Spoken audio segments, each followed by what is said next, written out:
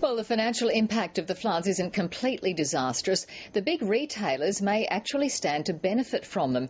Thousands of flood-affected households will have to replace their furniture, white goods and clothing, leading to a predicted sales boom after months of declining profits.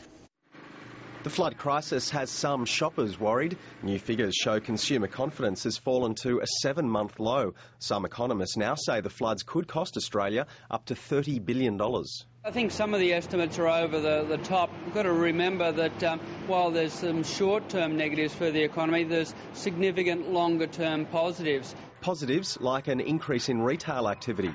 Despite the fall in consumer sentiment, many flood-affected people fortunate enough to be insured are out looking for replacement furniture and clothing. You'll probably see it being good for some of the bigger players such as Harvey Norman and JB Hi-Fi on the electrical side, also the good guys. On the apparel side, it could be high street, but also you'll see the department stores and discount department stores do relatively well out of it. There's an upside for the big supermarkets too. Cuts in farm production means food prices will rise. And that's not necessarily bad for supermarkets. They need to have price increases coming through to be able to cover the cost increases and therefore get some profit growth. Supermarkets are going to be very, very careful. If prices rise too high, there's going to be a lot of questions asked. Economists are divided on how the floods will impact interest rates. Some say increasing food prices and wages pressure will lift inflation, sending rates higher.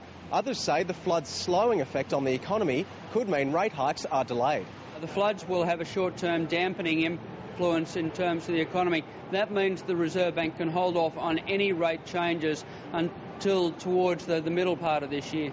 And retailers would be happy with that too. Simon Palin, ABC News.